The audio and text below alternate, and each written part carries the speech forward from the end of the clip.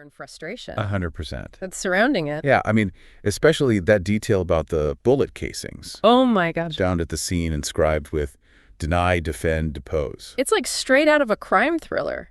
It is. But it speaks to a much deeper issue. Yes, and it really speaks to, I think, what a lot of people are feeling are these tactics that are being used against them.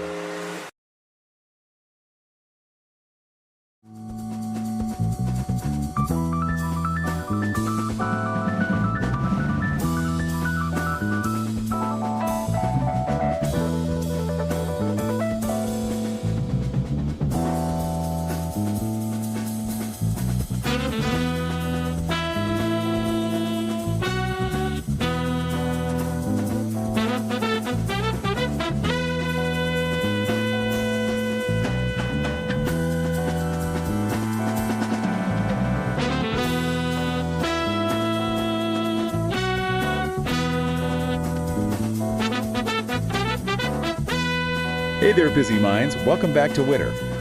You know, your shortcut to big ideas, even when you're short on time. That's right.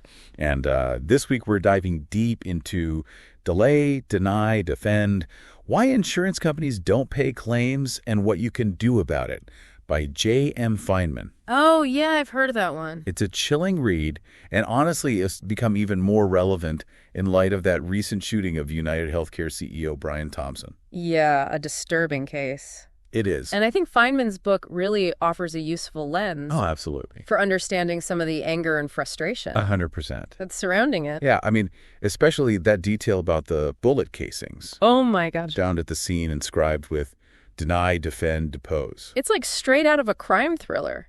It is. But it speaks to a much deeper issue. Yes, and it really speaks to, I think, what a lot of people are feeling are these tactics that are being used against them by insurance companies. And especially in healthcare. Especially in healthcare. It taps into this widespread sense that the system is rigged 100%. against the average person. And while the book focuses on property and casualty insurance, it raises questions about whether similar strategies are at play in health insurance, too.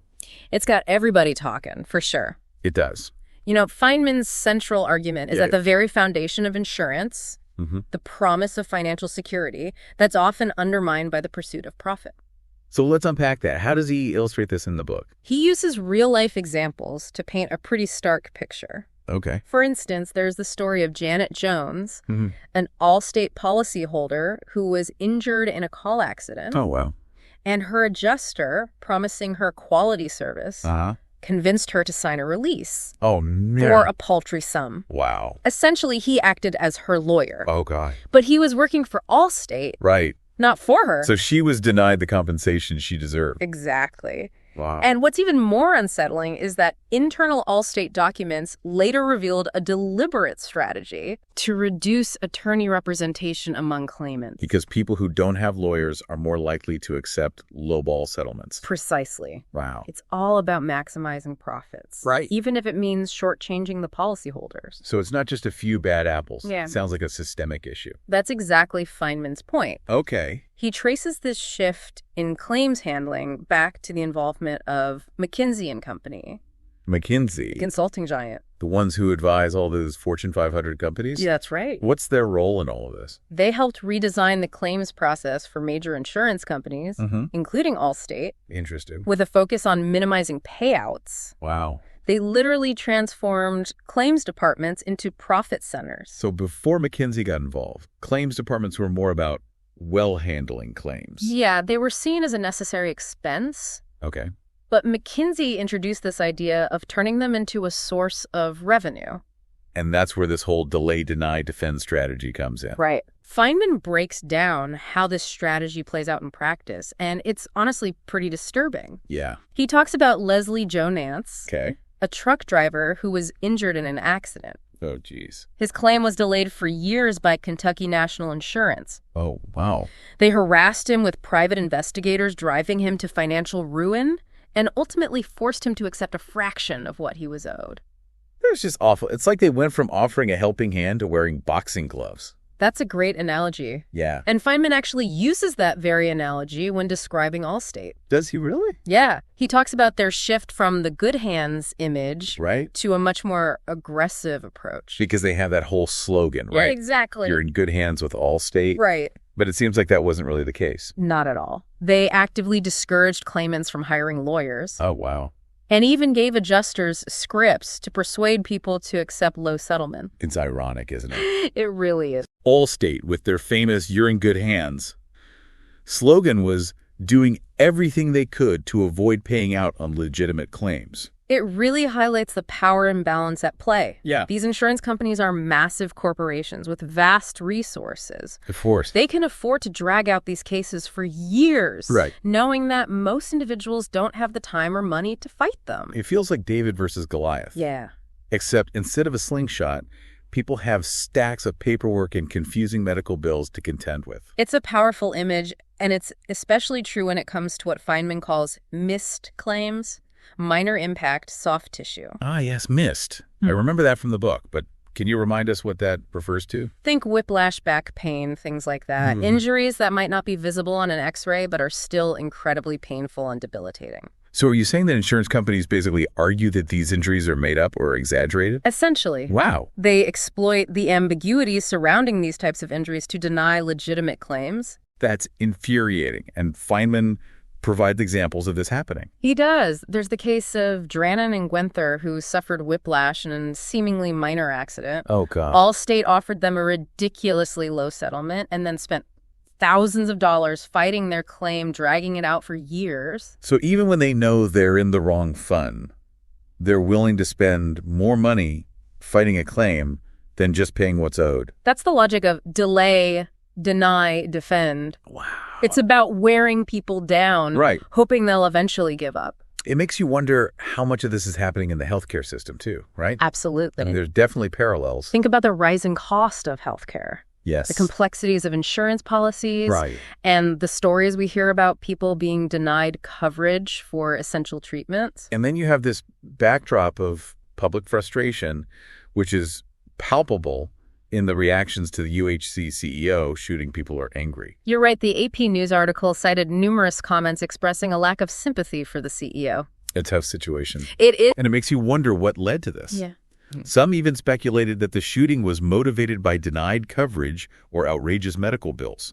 That's a chilling thought, but it also speaks to the level of desperation and anger that many people feel. And when you consider those bullet casings deny, defend, depose, it takes on an even more ominous meaning. It's like those words etched onto those bullets represent the very system that people feel is failing them. 100%. And it makes you wonder, was this a random act of violence? Or was it a targeted attack fueled by this sense of injustice? That's a question investigators are undoubtedly trying to answer. Right. But regardless of the motive, this case has brought the issue of healthcare and insurance into sharp focus. It's a conversation that's been brewing for a long time, and this tragedy has certainly brought it to a boiling point. Absolutely. We need to talk about this. Yeah? And we need to figure out how to make the system work better for everyone. Absolutely. And that's where Feinman's book offers some valuable insights. He doesn't just expose the problems, he also provides solutions. Okay, so what can we do? What are some of the ways to fight back against these delay, deny, defend tactics? That's a great question. Yeah. And we'll delve into those solutions next. Perfect. But first, a quick word from our sponsor. Stay tuned. We'll be right back. After the break. So where do we go from here? How do we push back against these delay, deny, defend tactics? Yeah, because right now it feels like the system is designed to overwhelm and confuse people. Absolutely. Like you need a law degree just to understand your insurance policy. You're not wrong, but knowledge is power. Okay. And that's Feinman's first point. He emphasizes the importance of understanding your policy, Right. reading the fine print, and knowing exactly what is and isn't covered. It's easier said than done. Those policies are Right. written in a language that's practically indecipherable. True. But he offers some helpful tips. Okay. For example, with homeowners insurance. He stresses the importance of understanding the difference between actual cash value and replacement cost coverage. Can you refresh my memory on that distinction? Sure. It's one of those things I always forget.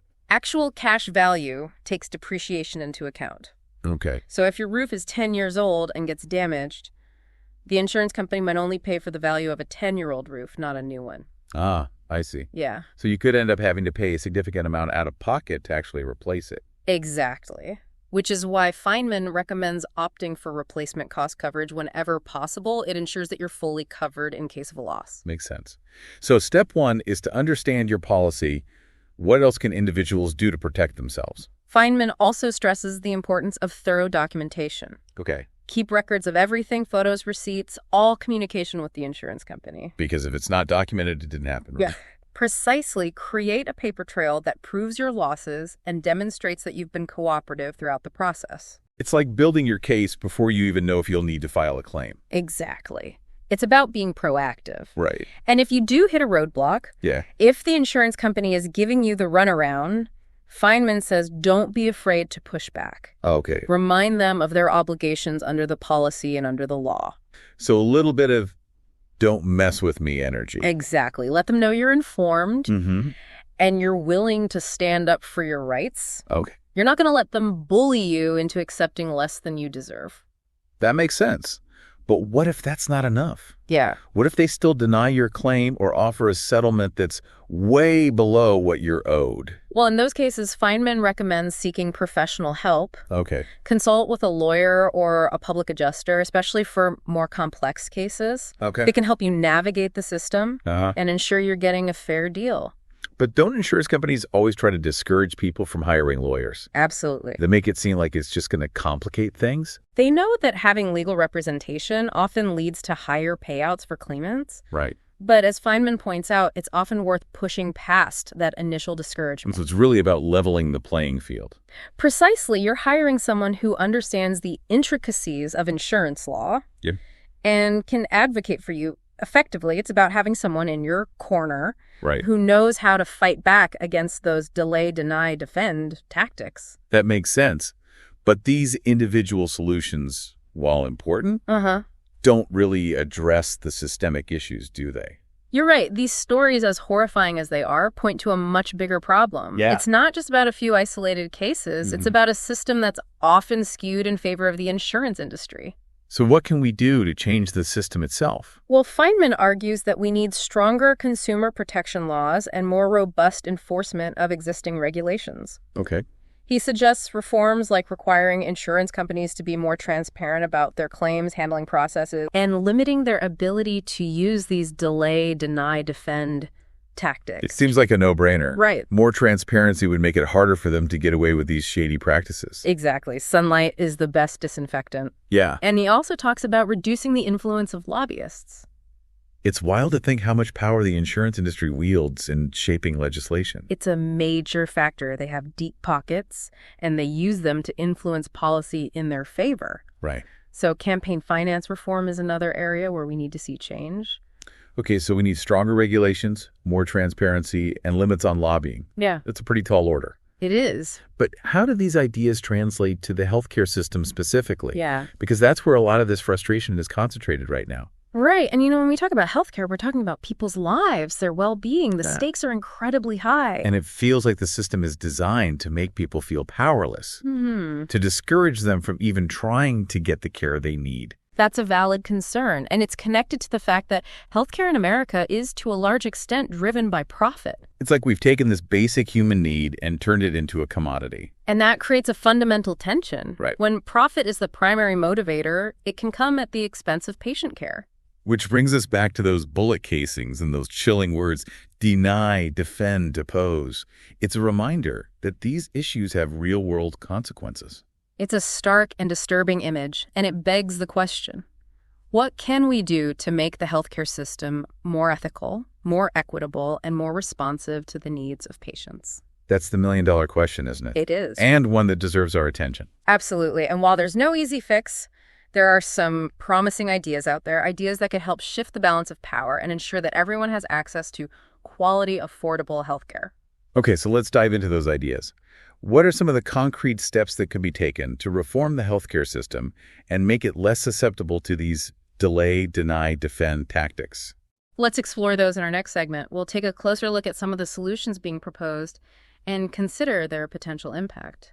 So we talked about the problems with insurance and some individual solutions, but what about healthcare specifically? Yeah. What are some of the ideas out there to make it less vulnerable to delay, deny, defend?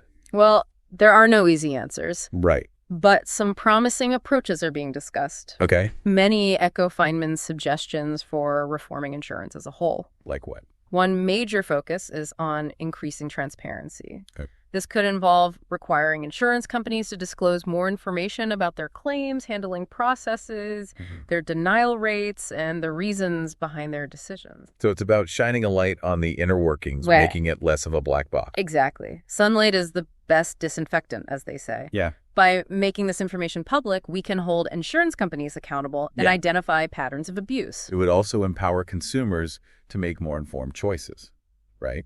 If we know which companies have a history of denying claims, we can take our business elsewhere. Precisely. Transparency gives consumers more power. Okay. And it can also help regulators identify bad actors and take appropriate action. Transparency is a good start. What else is on the table?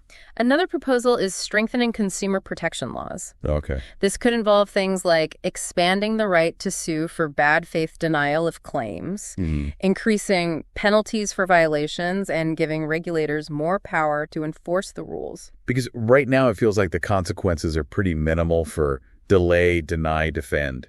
You're right. Often the worst that happens is the insurance company eventually has to pay what they owed in the first place, plus maybe a bit of interest. Right. There's not much incentive for them to change their behavior. So we need to make it hurt a bit more. Yeah, Hit them where it counts their bottom line. that's the idea. Make the penalties for these tactics so significant Right. that it's no longer financially advantageous for them to engage in these practices. That makes sense. Are there any other ideas out there? Maybe some that are even more radical? Well, some advocates are pushing for more fundamental changes to the system, Okay. like moving towards a single-payer healthcare system. Ah, yes. The big one. Essentially taking private insurance companies out of the equation entirely. That's the basic premise. Proponents argue that a single-payer system would streamline administration, Okay. reduce costs, and ensure that everyone has access to quality care, regardless of their ability to pay. It would also eliminate the profit motive, which seems to be at the root of so many of these problems. That's a key argument. They say that by taking profit out of the equation, we can create a system that prioritizes patient care above all else. Of course, it's not without its critics. Yeah. I've heard concerns about government bureaucracy and potential limitations on choice. You're right. It's a complex issue with strong opinions on both sides. Opponents worry about longer wait times, limited treatment options, and the potential for government overreach. It's a debate that's been going on for decades, and it's not likely to be resolved anytime soon, but it's clear that the current system is causing a lot of pain and frustration. The UHC CEO shooting and the public reaction to it are a clear indication of that. Absolutely. This case has brought the issue of healthcare insurance into the national spotlight. Yeah. And it's sparked a much-needed conversation about how we can do better. And those bullet casings with the inscription deny, defend, depose, they become a symbol of this broken system. It's a chilling reminder of the human cost of these tactics and the desperation they can create. So what's the takeaway for our listeners? What can they do amidst all this complexity and uncertainty? First, don't give up hope. Okay. Knowledge is power, and Feinman's book offers valuable insights into how the system works and how we can advocate for ourselves and for broader change. We can't just sit back and wait for someone else to fix this. We all have a role to play in pushing for a better healthcare system. Exactly. Stay informed, get involved, and make your voice heard. Whether it's contacting your elected officials, supporting organizations working for healthcare reform, or simply having these conversations with your friends and family, every action counts. It's about creating a collective demand for change. Right. And remember, the UHC CEO shooting, while tragic, could be a catalyst for that change. Yeah. It's a moment to reflect on the kind of healthcare system we want. Right. One that prioritizes people over profits. Absolutely. Care over cost-cutting, and compassion over corporate greed. A system that truly puts patients first. I think that's something we can all agree on. Absolutely. Well said. And on that note, we'll leave you to ponder these big questions. Thanks for joining us on this deep dive. Until next time, keep those busy minds engaged.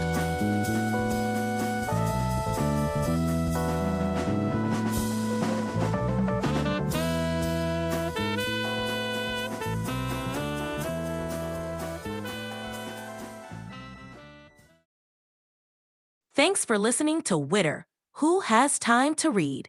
Produced by One Media. Please support the author by purchasing the book or audiobook using the link in the description. It's a great way to help keep the art of writing alive. And stay in the loop.